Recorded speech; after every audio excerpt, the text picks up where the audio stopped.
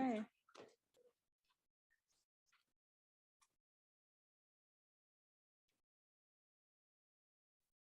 Oops, let's get, where's our mic controls? It's on. I know, but they're not on. We have to get into. Come on. Audio. Yeah, they're all muted. We drove back when we came back, it was like we. Check. Okay, we're going to go ahead and start this meeting. I'd like to welcome everybody to the regular meeting of the Trinity County Planning Commission, June 9th, 2022 at 6 p.m. If you all join me for the pledge, we'll get started.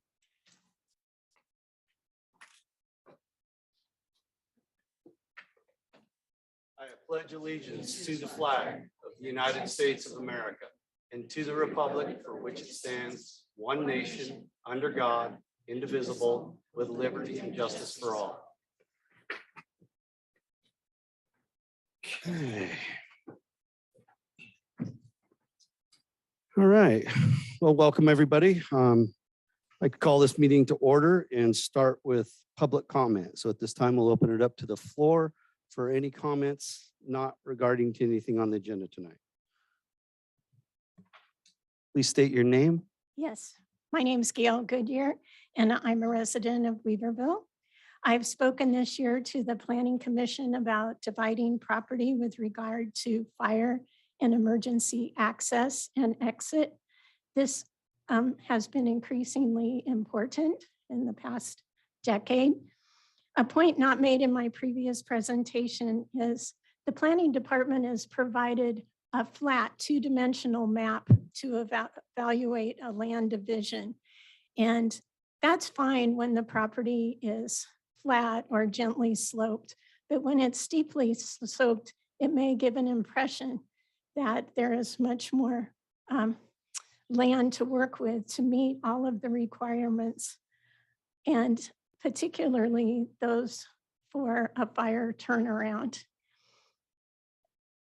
The Hayfork Valley is largely gently sloped, but the Weaverville Basin has gentle slopes and steep slopes. And so there's a lot of variability here. So I felt it important to come. The regulations required for a 4x4 division, which is up to 4 parcels and a remainder, are different than that of a formal subdivision. A division is not the same as a subdivision. And so when a 4x4 parcel map is presented and it's rural residential up against a residential subdivision, please consider the ramifications of your decisions. Please do not use subdivision features to meet fire or any other requirements so that a 4x4 parcel could be divided. The west side of Jackass Ridge is rural. Is residential, and it has subdivisions, Waterworks subdivision, also known as the Kelso subdivision, the Mulligan subdivision, and also the Young subdivision. The east side of Jackass Ridge, which you'll see if you drive home and between the road department and 10 Cent Gulch Road, has a very steep slope, and it has been developed using 4x4s or just incremental developments instead of everything planned at once. Take a look and see the comparison between the two sides of the ridge and make your decisions so that we plan good neighborhoods and that we protect our neighborhoods. Thank you very much. Thank you for your comments, Gail. Is there anybody else that would like to speak in the lobby or here on Zoom? Okay, at this time, I'm going to close public comment and move on to item 1.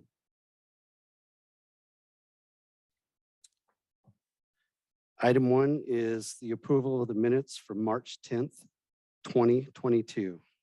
Can I have a motion to approve those minutes? I will move to approve the minutes from our March 10th, 2022 meeting. Do I have a second? I'll second it. All in favor? Aye. Aye. Aye. Motion passed. Moving on to item 2.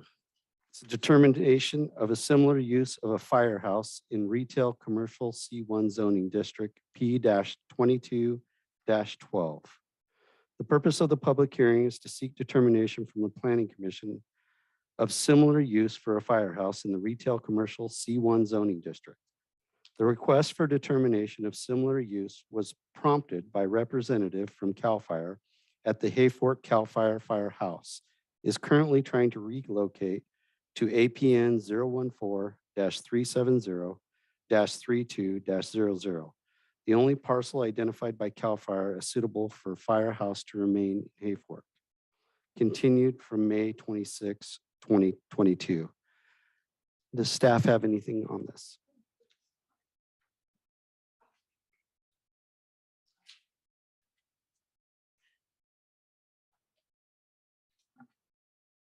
Thank you, commissioners, Chair Sharp, attendees. Huh? Yep. Oh, yeah, sure.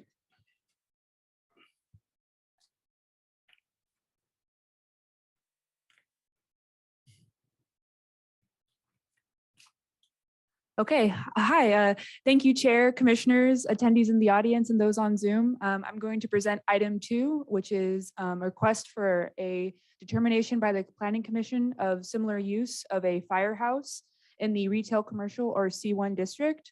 As Chair Sharp stated, this was a request prompted by CAL FIRE Representative Jake Cowan, who's in the audience today, due to the fact that the current CAL FIRE station in Hayfork, they are no longer able to stay there. And so they're kind of in the process of trying to relocate so they can remain in Hayfork. And the only property they were able to identify as suitable to the needs of their fire station, which includes sleeping quarters for CAL FIRE personnel, an office, a facility suitable to having engine bays and fire engine parking, as well as a kitchen, was in the C1 zoning. And so this determination would not just be for the parcel that was mentioned on the agenda, it would be for all retail commercial. We just felt that since there's already a parcel identified, we wanted to kind of do an extra step of due diligence and notify the surrounding neighbors to that parcel, which I think this is the least controversial project that I've worked on so far. We have received no comments as of yet against this due to the fact, I think, the nature of the project. So if you were to look at the retail commercial section of our zoning ordinance in section 17.20.020, and this lists the principally allowed uses in the district. I apologize, I didn't include it in the attachments. But I promised in there, there are uses such as bed and breakfast, as general office.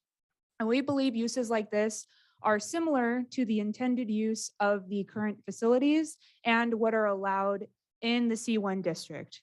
On top of that, at the end of those lists of allowed uses, there is a provision that states similar uses as determined by the Planning Commission. So we're trying to use that as a mechanism to explore the possibility of allowing a firehouse in the C1 district.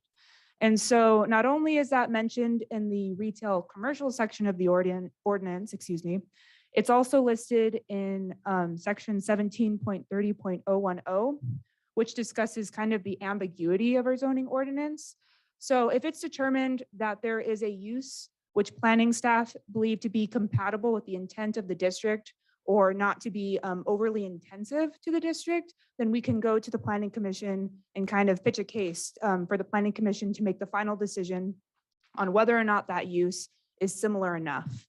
So for this staff report and for the resolution that was prepared, we believe that it is similar enough that it could be listed as a principally permitted use. So it wouldn't need any additional planning permits, such as a director's use permit or a conditional use permit. But that could be at the discretion of the Planning Commission if they believe that this could be allowed, but there should be extra review involved in this process. So other than that, we believe that this would be consistent, that it isn't too high of an intensity. When CAL FIRE came to planning staff about this project, we tried to see, with the building, if there would be any issues. but when we reached out to building staff, there didn't seem to be a problem. The only reason why CAL FIRE couldn't just move in otherwise, as they typically would if they were to buy the property, is because they would still be leasing these facilities, which is why they need to continue to conform to our zoning standards for that district. So my recommendation, or the planning department's recommendation to the planning commission, is to find that the firehouse use is similar and allowed in the C1 district, and that you adopt resolution PC 2022-05, finding that, again, the firehouse type uses are similar to other uses permitted in the retail commercial zoning district and shall be permitted without a conditional use permit or a director's use permit. Thank you. Thank you for that report. Sorry, Ms. Sister, do you have a definition of a firehouse versus a fire station? So in our zoning ordinance, we use both terms, but I don't believe that we have a strict definition. But that's something that I found when I was doing the research on this, is I tried to follow the language that I found, but then I realized that I think in the rural residential ordinance, it mentions a fire station instead of firehouse. So there's a little bit of different language used. Would you say that they're both the same? I would think so. I would do. Just to help me with the only reference is parcel numbers. Where is it moving to? What's the address? Do you have a map for a location where you can see where in town that it is? Or a landmark? Is it like I believe it's the Mormon church. Yes. It's the This- church, yeah, the solid rock Church. church on two? The one beside it? where you get to Yep. the creek Okay, on the right-hand perfect, side. thank you. Yep, I know where it is. Thank you. Perfect. Do we have any more questions for staff? I have a question for the applicant. Well, we'll get to that when they get up. Okay, if there's no further questions for the staff, thank you for the information. And at this time, we'd like to open the floor to the applicant. Thank you. Thank you. Hello, I'm Jake Kellen from CAL FIRE, Battalion Chief up here. A little bit of history behind this. We've had the lease. It originally was leased when the lumber mill owned the property, and then it was sold to Boom Boom Production. I think this was probably not supposed to say it, but worst written lease that the state's ever done, because we should have had the first right of refusal to get the property then. However, it went through everything and it is what it is now. Because of the state not being able to truly, it's a long process for the state to be able to purchase land. It was offered at a fairly high price just to be able to purchase that piece of property. We wouldn't be able to get the funds in time that the current owner wanted the property. We've looked all through Hayfork at different buildings that were offered up to us. And this would be best suited for what we would be able to use it for the room to be able to put up engine bays and things like that. If we weren't able to, I guess if this wouldn't pass or we weren't able to stay there, Hayfork Valley would be uncovered during the evening because we wouldn't have a place to sleep. And that engine would be driving back to either Weaverville or the Fawn Lodge station. So during the evening hours and night, it would probably be 45 minutes to an hour drive for our state response engine to be able to make it back into the valley. Thank you for that. At this time, if you just stay there, we probably have some questions for you. Thanks. At this time, I'd like to bring it back to the commission. And commissioners, do you have any questions for the applicant? Yeah, if I may. Yep. Chair. Would this be a temporary location? So it's a long-term lease. It's right now, I believe the lease expires July 1 of 2030. Okay. And then we would be most likely, we're hoping, working with the new owner bought the church solely for us to be able to stay in the valley. Yeah. But my crystal ball says that we will probably be there longer than that if we do have to acquire property. And then by the time everything's done to build the station, I'm guessing this would be 10 to 12 years that we'd end up being there. So it is fully suitable. It's not just a temporary fix. It's fully suitable for all CAL FIRE operations. Yes. And future growth. Yes. Thank you. So Chief McCown, how many bays do you anticipate having at the station? Eventually, if we were ever to build like a fully functional bay and not something temporary for us, one engine station, normally, if you guys are familiar with the Weaverville station, it's a two bay, Mhm. two garage door type bay with an office and a bathroom in there. Okay, thank you. But just to be clear, there's no bays there now. There's There's no intention to put bays in there eventually, if we were to buy it. talking to the homeowner, we have kind of freedom to do what we need to do to make it livable. If we do, it wouldn't be till after next fiscal year, probably next year before we ever did a bay, and then we'd be going through the permit process like normal to do everything. All right. How many bays are on the One Wizard Way property? It's a two bay Two bay. station also. Is there any other questions for the applicant? No? Thank you for your time. Do you guys need me anymore? Might want to stick around.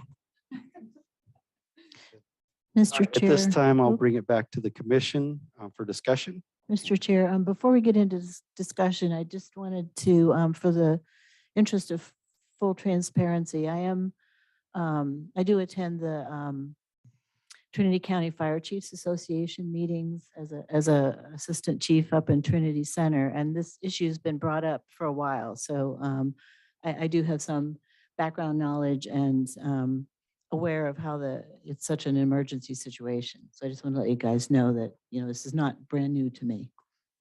Well, thanks for that. And is there anybody else that has anything on this? Chair, somebody raised their hand for comment. Would you like to hear it or? Yeah, I guess I should open it up to public comment, shouldn't I? Okay. Yes, at this time, I'd like to open this to public comment. Thank you, Okay. Skylar. Yeah, of course.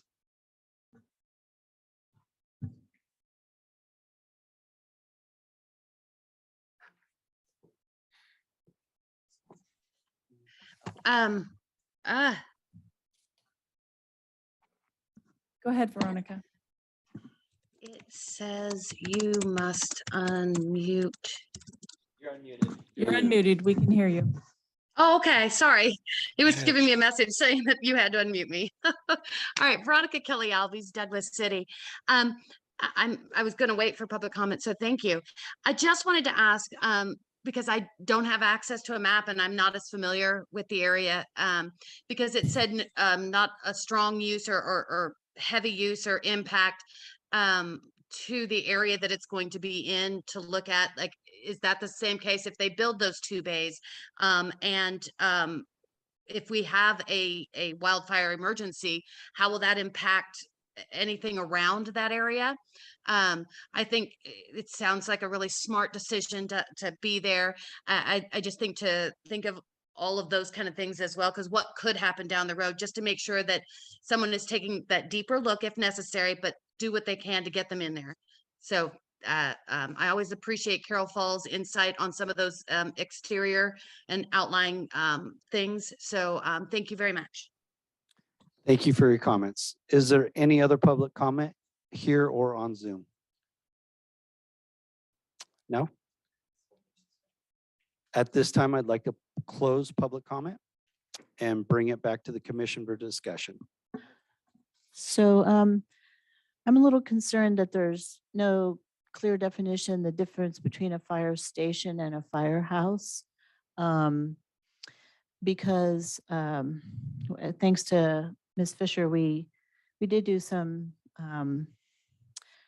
checking. And so the Trinity Center apparatus building, which we're just building, we rezoned that to public facility.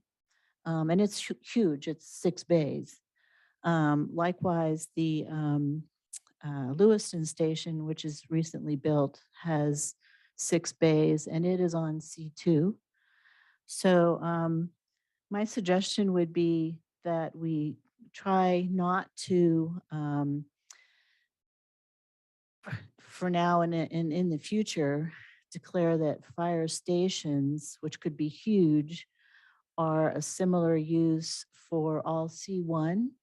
So I think the way to do this would be to say that firehouse type uses with a maximum of 2 bays are similar to other uses, et cetera. In other words, limit the size essentially of how big you could have a firehouse in a C1 without doing some other kind of rezoning. In other words, if you wanted to really put a huge 6-bay station in C1, you would have to come back and apply for approval. It wouldn't be automatically qualified for approval like a smaller station would be. It's a good comment. Is there any other comments? Yeah, if I may, Chair. Granted, recognizing that this is an emergency and CAL FIRE needs to have a station ASAP here. That makes it challenging when we're supposed to fit within zoning and such. And I don't know if we can just, for this particular scenario, make an exception for this. But I see that, a general office and bed and breakfast is a permitted use, whereas in an auto service station would require a use permit.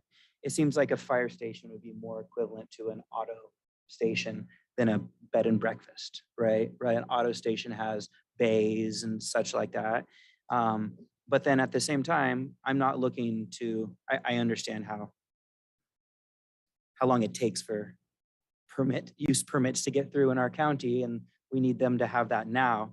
And so my concern is saying that firehouses are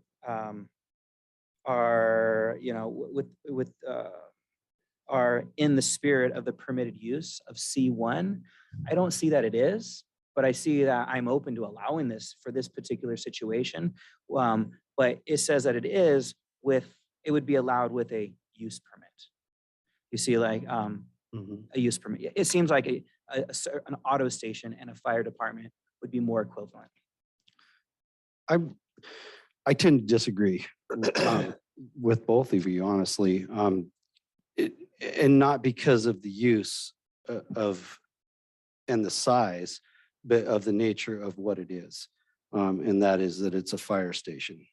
You can go to pretty much every community and there's a fire station smack dab in the middle of pretty much in any kind of neighborhoods, residential, commercial. And I'm not saying that they don't require use permits. They may very well. But I think in our area and with our ability to process paper and move things through the county efficiently, which we can't and we don't, and for the fact that we probably are only going to need more fire protection in the future, not less, that it would probably be beneficial to our communities to streamline this process, to allow fire stations wherever and whenever we can get them and make that as easy as possible for the entities applying. Well, C1 is supposed to be compatible with residential use. Mhm. And so, you could have a residence right next to a fire station. And so that's why in Trinity Center, they rezoned the C1 to public facility because there are houses kind of about a block away. And our siren goes off and Sure. they're not happy. So I would really like to, well, go ahead. So I'm going to move that we adopt resolution PC 2022-05, finding the following: firehouse type uses with a maximum of 2 bays are similar to the other uses permitted in the retail commercial C1 zoning district and shall be permitted without a conditional use permit or a director's use permit. Do I have a second on that motion? And before we proceed, if that's all right, Mhm. how many acres is this parcel? Was it like four? My memory tells me it's something like 4 acres or something of that nature, but I don't remember exactly. The current parcel we're looking at moving into, Yes, where the church is. I believe it is 2. Oh, 2.5. And it's between the sheriff's substation, the library, and the creek. Correct. Yeah, Yeah, my concern is not for this particular right. firehouse. Future. Just generally speaking, for setting precedents, C1. Yeah, that's a concern because it is all night long. You know, even an auto station that you requires a use permit only works during hours of 9 to 5. Granted, recognizing that we do need as much emergency personnel as possible, but our responsibility is making sure that the land use is written in Mhm. coordination with all other zoning. Is there a way that we can allow this particular project to move forward, like this evening, As an without- emergency. without changing the zoning or at all? Is there a mechanism that we can just allow this project? I believe that that would fall under a variance of use, which isn't allowed in our zoning ordinance. So that's why I think it's important to keep it general to the C1 district. While I understand that this site in particular is like best fit for CAL FIRE, this would apply to all retail commercial parcels. See, and the challenge is that there's very little information before us to make a general decision about firehouses of all C1 zoning. So that's. Well, Well, that's I- why I'm trying to limit, the impact. Yeah. Because it does set a precedent for future. But if in the future, all you can have is a maximum of 2 bays, then the impact to the neighborhood shouldn't be as great. well, let's talk about that then. So in Lewiston, they have a 6-bay apparatus right across from a dozen houses, literally. That's C2. Well, I understand that, but we're talking, I'm talking apples to apples here. So it may be C2, but it's still smack dab in the middle of a residential neighborhood I agree with houses all around it. But they replaced it. They replaced an industrial use with the fire station. Well, I get all that. I understand that, but I don't want to make, this seem simple or slight what you're trying to say, but the reality is we're talking about a fire station. We're not talking about a gas station. We're not talking about a bed and breakfast. We're not talking about a commercial for-profit business. We're talking about public safety. Firehouses are always in the middle of residential neighborhoods all over our state, all over every community for a good reason, because we want them close. We want them where we need them. And to put any kind of blocks in front of that, or even to try to say limit it to do 2 bays, what if a state standard says that we have to have 6 bays or we can't build? Well, then you do like Trinity Center and you get it rezoned to public facility. Well, I know, but then we're just, I just feel like we're adding paper and I we're agree. adding time to something that should just be a streamlined process for public safety and take us and the bureaucracy out of it. I agree. I think well said. So do I have a motion do I have a separate motion to adopt the recommendations of staff? I'll make a motion. Subsequent motion. Yes. Subsequent motion. Subsequent motion that we adopt resolution PC -2022-05. And we adopt as written. I don't think so. I think it's just. I'll second that motion. Agree. Okay, I think we can take a vote. Is there a second for the original motion? Was there? I'll second that original one. Okay, so we have 2 opposing.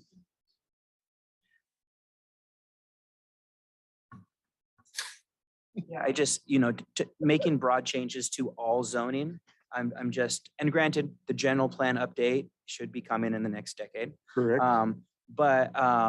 It's just, I just don't feel like there's very much information before us about C1 zoning, about firehouses to make just a broad change to the. Sure, zoning. no, we hear what you're saying, Duncan. But So granted, we have it is an emergency. 2 opposing. So we'll take a vote on the first or the second. The second one. We vote upon first. Okay, Sorry, to make a brief comment before the vote happens. Earlier I mentioned the firehouse in RR, but I meant to say R1. So not to sway one way or the other, I just wanted to correct that. So it is a use allowed with a use permit in the R1 district. So not to sway, just as a correction. And for just to reinforce that Yes. the variance is the only mechanism the planning commission has. no, to allow for a project, to grant a project. This particular project, to grant this, a variance would be the only mechanism. This So use variances are not allowed in our zoning not. code. use variances. Okay. So that, I mean, if there was another way to do it, I think it would be that, but since we don't, we're only allowing, or within the Trinity County zoning code, it's only variances for like setback, height, and those type of requirements, not the use on the property. So then the only mechanism would be to change the entire zoning of the entire, for the county. If you want a non-conforming use to the parcel, yes. And that's where I think Commissioner Sharp was correct, is take us out of the picture, make it a more streamlined process. And we should embrace fire and structure protection. That's what I personally believe. Well, so, I'm the assistant fire chief. I'm totally on board with fire protection. But I also want to be responsible to my neighborhood and not have people yelling at me because, as soon as I pull out of the station, code 3, I have lights and siren. And if it's a neighborhood where there's little kids, those little kids aren't always paying attention. So that's why I'm concerned that you're supposed to have, C1 is supposed to be compatible with residential neighborhoods, if you read the C1 zoning. And so I don't think a big station, a fire station could have 12 bays. I don't think a big station is compatible with residential in C1. That's my concern. Where I am, we pull out of the station and there's the kids that are driving their ATVs up to the general store are right in front of me. They aren't paying attention to lights and siren. And so I would like to, protect the public both ways, from fire and from, just the things that go on at a fire station. Right. Go ahead. Well, people are in their nature just going to complain. Either you're there to put their fire out and they're not happy with you, or you put, so it just in my opinion, I think we should streamline this process and get the bureaucrats and red tape out of it, my opinion.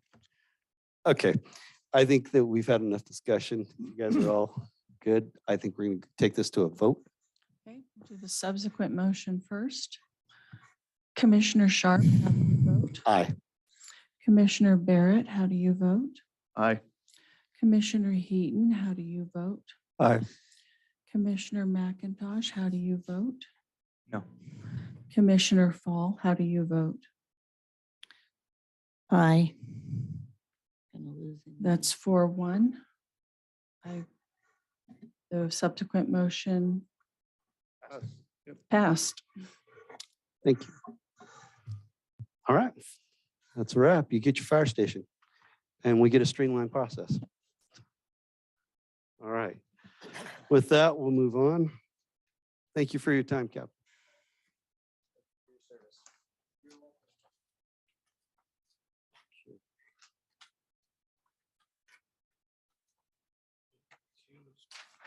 This is last one. I think we are. Is it? Okay. With that, I'm going to bring it back to staff. Is there any staff reports? Chair Sharp, I'd like to formally introduce our new interim Deputy Director of Planning and Building, Mr. Ed Presley. He was here the last 2 weeks ago with us, and we didn't get to do this, and I'd like to formally introduce him. Welcome, Mr. Presley, from the chair. We appreciate your service and your time, and we wish you the best of luck. And we're here to help you as well as hope you can help us. And going forward, like I told you earlier, they removed the planning aspect from the deputy director position, so I'm an administrator. So I was advised to go ahead and attend these just to get as much background as I can as what's going on and how can staff help until we get a director on board. So basically that's my plan. I know some of you, I know Carol, but I really want to get to know what are the issues that we're really facing as far as planning department, as far as getting those things through the planning department, getting them approved, getting I want to just, move forward with everything that we have here. It's always good to have a healthy debate. And if everybody agrees, then why did we have the discussion to begin with? I'm a firm believer of that. It's always good to have a healthy debate. So I just appreciate being a part of the plan here. Thank you for that. With that, what is the plan to get a planning director? Where are we at with that? Do you guys So, know? Well, actually, I do know. We received one application for planning director, and they're supposed to be setting up, the CAO Garza is supposed to be setting up an interview for that individual now. I have no information about them. I don't know if they're local or from out of town or out of state. Perfect. Yeah. Well, that's good news. All right. Okay, is there any other staff comments?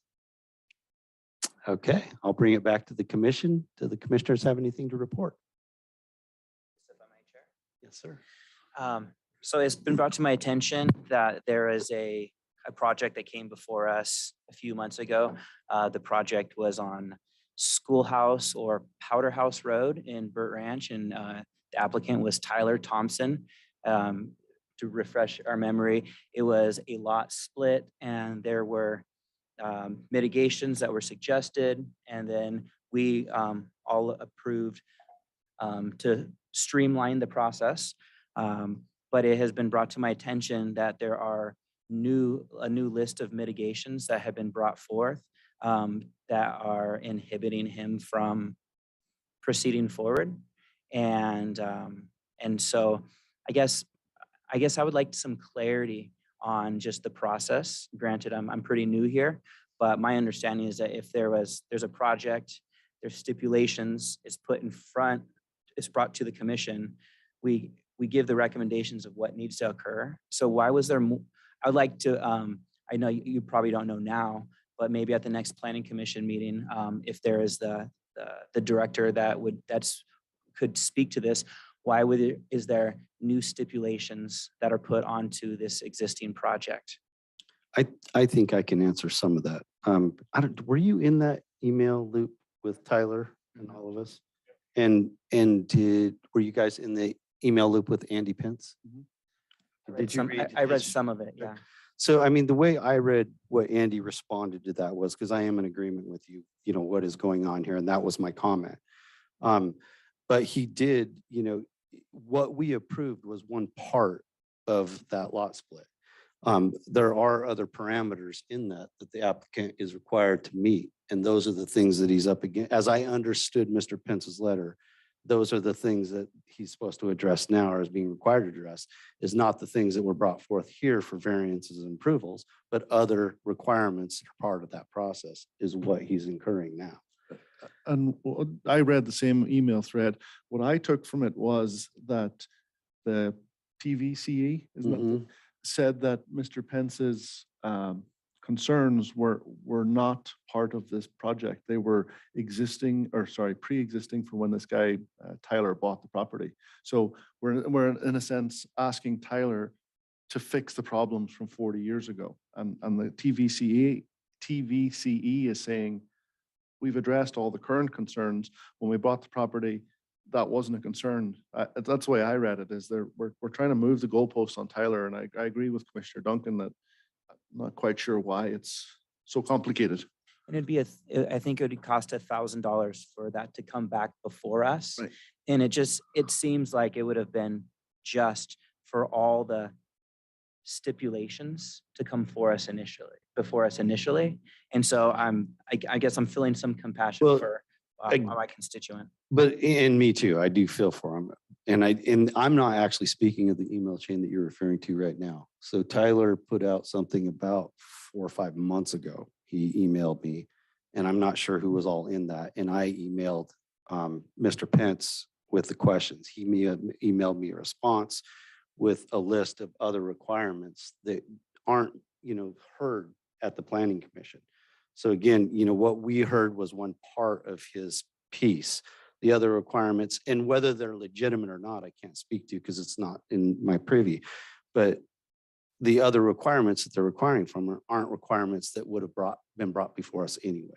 So it's not something that we were going to approve or not approve, or he would have to come back and get approval from us. These are outside requirements, and maybe staff has something on this.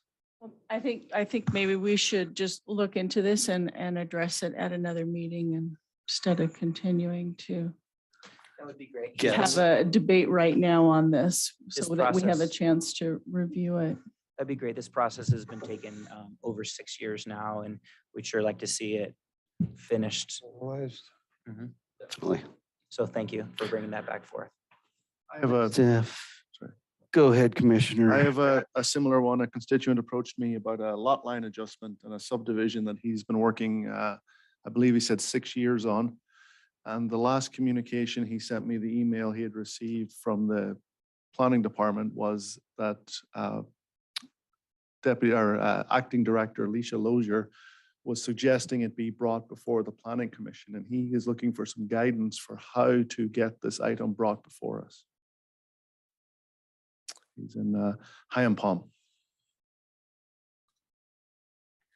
At this time, I'm not sure exactly what project you're referring to, but if you could give me more information, I'll maybe give it to you. after Yep. we can, yeah, okay. Okay, is there anything else to report from the commission? Okay, I have a short one. And it's mostly to do with scheduling. So I know we're scheduled to do 2 meetings a month, and I think that's great. Part of me feels like there's this huge river that's backing up behind a dam that's going to break on us, and we're going to be flooded again, especially since it's so quiet right now. There's always a calm before the storm. But that being said, I don't want to do things in a rush or an emergency mode all the time. And I'm just speaking of the item we heard tonight. There was no reason to have that at a special meeting, and our second meeting is supposed to be for if we are so impacted with stuff that we can't hear stuff. All of our time is valuable. I would like to see stuff brought forth in a timely manner, in a judicious manner that isn't in as panic and felt urgent when it's not.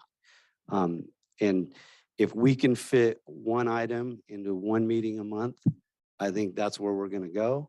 And if we get this river that I'm suspecting is coming our way, then we'll go back to 2 a month. But unless we have this huge schedule that I don't see right now, I would just like staff to think about that and consider it before, having us meet twice a month. Honestly, if we would have met 2 weeks ago or a week ago or whenever we were going to meet, we wouldn't have a meeting tonight, which is our regular scheduled meeting. And so I would just like you guys to look at that when we're. The meeting 2 weeks ago was a regularly scheduled meeting. It was our second one for the month, though. So we have agreed to do 2 meetings a month because of the workload, not because that's what we do typically. Typically, it's 1 a month, 2 a month because of workload. Actually, typically, traditionally, it was 2 two. a month, and It we was backed used to be off 2. to 1 because of so many transitions and such. But as long as I've been a part of this community, it's been 2 for the most part. Okay. Well, and I'm fine with that. I just, again, I would like to see 1 meeting a month if it's when it's necessary, 2 if it's necessary. But again, like I said, if we can bank on 1 a month, if the workload is what it is, I think that's wise. And if the workload increases, then we hold our second one. And I'm not saying that we don't have 2 a month, as you guys say we've had forever. But if the workload's not there, then I'd like to schedule my life and not, hold up everything for 2 weeks and then find out that we're not going to have a meeting because there's nothing to do. So for clarity, are you saying that like if there's only 1 agenda item, maybe push it to the next one where there could be 2? Exactly. Like if just make sure there's at least 1 on the item. On Exactly. the agenda. On that note, if I may add, my understanding is that I believe the consulting company is SHN, Yes. right? And my understanding is that SHN is now subcontracted to process the backlogged projects, not cannabis related, but use permits, lot line adjustments, et cetera. These are professionals that's what they do. Is there, since they are have been contracted, I assumed that there would have been more projects coming before us that you all, that the staff didn't have to process. Is there a reason why projects aren't coming out of SHN that have been backlogged for so many years? Or am I not, or am I mistaken on the contract? So SHN is currently helping us work through our larger projects that would typically come to the planning commission. There is one that they helped work on that's coming to the next planning commission session. The reason why they aren't coming out so quickly, I guess, is because even if SHN is working on them, they are very large projects, and it's, a conversation with the applicant to make sure that the environmental document is adequate to come to the planning commission. But in addition to SHN, now that they are, in a sense, and not working on so many cannabis projects, which they in some way got bogged down with, we now are utilizing our other consultants, Helix, to help us take on the brunt of the larger cannabis projects. So staff is hoping that now that SHN can focus on more of the traditional land use projects, and we have Helix working on the cannabis projects, I'm hoping for the project of summers. That's what I've been saying around the office. So fingers crossed that we can kind of crank them out and get them through. So, and they're just outsourced to the larger projects. So lot splits, lot line adjustments, things, projects that are not large are not outsourced. Those are all still processed in-house. So projects such as lot line adjustments or mergers or things of that nature, we would handle in-house, but subdivisions, they are assisting with 1 or 2 subdivisions currently, yes. Okay. And also, on a cannabis note, there's been just a lot of hubbub in our community about there's farmers that have been waiting for their licenses to be processed. I believe out of the 400 farmers in Trinity County, 8 have received their licenses. And so if, at our next meeting, would it be possible to be provided with an update of how many licenses have been processed, and if there's going to be a break in that log jam? We would have to invite, I believe, the cannabis director to attend the meeting, which I believe we can do, yes. Yeah, there's just a lot of frustration. Farmers that are there, that have been my neighbors, and community members that have been there farming for 5 years, and they can't plant this year. They're waiting for the inspection. Everything is just sitting in process. And those are taxpayers. Those are families that have kids in our schools that are just not able to plant this year. And so it's really, really concerning from our whole community standpoint. Okay. I believe the number is 7. 7. Yeah, that's like 1% or 2%. Okay. I have one also. Someone contacted me today, and they asked if we've issued any new cannabis permits lately, because it was like it was a person who did not have a permit, and then it was like in their neighbors, and they're like, we're growing this year, it doesn't matter what's happening. And they're like, did they get a permit? And was there anything in Ruth of anybody getting a permit this year? Because it was like, you asked me. I said, There I is don't- actually one out there. Was there? It was in the paper Wednesday, or last week's paper. Where was that one? I seen one down in Ruth. Maybe it was out of the 7. There was another one in last week's paper that was processed as well. But that was in Junction City, actually. It's just heartbreaking. These farmers are like rotting on the vine, right? They have they have their mortgage, they have everything, and because of the log jam, people are going bankrupt. They're losing everything. And we're losing tax money, and we're losing children out of our schools. It is a calamity. Yeah. On that note, I have something on cannabis. I have several neighbors that have actually filed complaints in the last couple of weeks of people growing. And these, I believe, were licensed farmers prior to last year. And they filed complaints. And what is that process? And what happens along those lines when a complaint's filed for people growing without a license? And if they are prior license holders and they're growing without a license, what does that do to their ability to actually get a license? I would need to follow up with the cannabis division director in order to give you a good answer on that question. If you could do that, that'd be great. Okay. Thanks, Skylar. Mr. Chair, any of the illegal doesn't go to us. It goes to the sheriff's department. So we only deal with the legal side of it. So it is a distinctive, all the illegal stuff, all the illegal complaints go over there. And then if we have complaints for anyone that's trying to go through the legalization process, get their license, then that would come over to our side in the form of an appeal. So if we get that during the time frame for the appeal, then that would also mandatorily bring that to the planning commission as well if the license got appealed. But we've not received any appeals yet. Gotcha. Some of the stuff I am privy to, and some of it, it's process, and I'm not going to know that right away. Understood. Thanks for that, Mr. Presley. All right. Is there any other reports? One other question.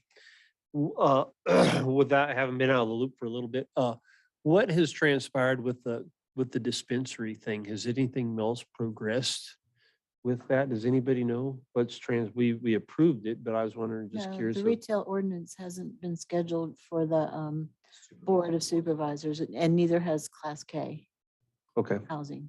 thank you. Oh, yes, Do they plan, do they have a timeline for when they will? Hmm? Do they have a timeline for when they will address it? No, Strange.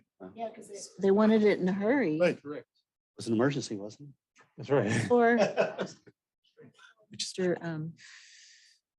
yeah, before the CEO retired, Right. but now he's retired. So it sounds like most of the commissioners would have questions about cannabis that Director Connell his attendance would be appreciated. it? It would, yeah. Yeah. Okay. With that, do I have a motion to adjourn? Second that. Does the planning director have any comments? Nope. We're good. Next time I will definitely have some stuff, but not this time. All right. With that, all in favor to adjourn? Aye. Aye. Meeting's closed. Thanks, guys. This one I might have met you was when Okay. it was, To before the cannabis. Virginia. We took our trip, a route that went through West